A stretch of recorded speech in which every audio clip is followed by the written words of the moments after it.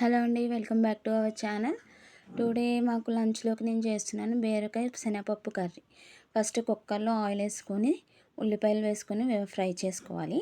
అవి బాగా వేగుతున్నప్పుడే పసుపు వేసుకొని మగ్గించుకోవాలి. ఈ బీరకాయలో శనగపప్పు ఎందుకంటే మా వారు బీరకాయ కర్రీ అసలుకి తినరు. సో అప్పుడప్పుడు బీరకాయ తినాలి కాబట్టి ఇలాగా మధ్య మధ్యలో ఇలా శనగపప్పు వేసి ఎప్పుడో కానీ వండుతామన్నమాట. లేకపోతే ఇంకో కర్రీ ఆయన కోసం స్పెషల్గా ఉండాలి. సో అందుకని ఈరోజు శనగపప్పు వేసి వండితే ఆయన తింటారని వేసానమాట. సో ఉల్లిపాయలు మగ్గాక కొంచెం అల్లం వెల్లుల్లి పేస్ట్ వేసి మగ్గించాక తర్వాత మళ్ళీ శనగపప్పుని ఒక అరగంట ముందే నానబెట్టుకోవాలండి. సో నానబెట్టుకున్న శనగపప్పులో వాటర్ అంతా తీసేసి ఇదిగో చూసారా ఇప్పుడు వేసేసుకొని కొంచెంసేపు ఫ్రై చేసేసుకోవాలి. అవి బాగా మగ్గాక మళ్ళీ బీరకాయ ముక్కలు కూడా వేసేసుకోవాలి.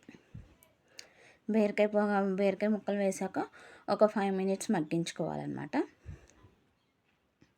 మీ ఇంట్లో కూడా ఎవరైనా ఉన్నారండి బీరకాయ కర్రీ తినని వాళ్ళు? మా ఇంట్లో అయితే మా వారు అస్సలకి ముట్టుకోరు. సో అలాగా ఇప్పుడు బీరకాయలు మగ్గాక కొంచెం కారం వేసుకోవాలి. నేను ఇప్పుడైతే ఉప్పు వేయట్లేదు, చూసారు కదా మీరు. ఎందుకంటే ఉప్పు వేస్తే శనగపప్పు ఉడకదని చెప్పి వేయము, మేమైతే వేయము. మరి మిగతా వాళ్ళు నాకు తెలియదు. ఇదిగో హాఫ్ గ్లాస్ వాటర్ వేస్తున్నాను, వేసేసి విజిల్ పెట్టుకుంటున్నాను. ఒక 3 విజిల్స్ రానివ్వాలి. 3 విజిల్స్ వచ్చాక ఆఫ్ చేసుకొని ప్రెషర్ పోయాక ఇప్పుడు చూసారు ఉప్పు వేస్తాను. సరిపడినంత ఉప్పు వేసుకొని మగ్గించుకోవాలి. ఆ నీళ్ళంతా పోయి నీరు ఇంకిపోయాక దగ్గర పడేదాకా కర్రీ ఉంచుకోవాలి. చూసారా కర్రీ రెడీ అయిపోయింది. ఈ వీడియో కనుక నచ్చితే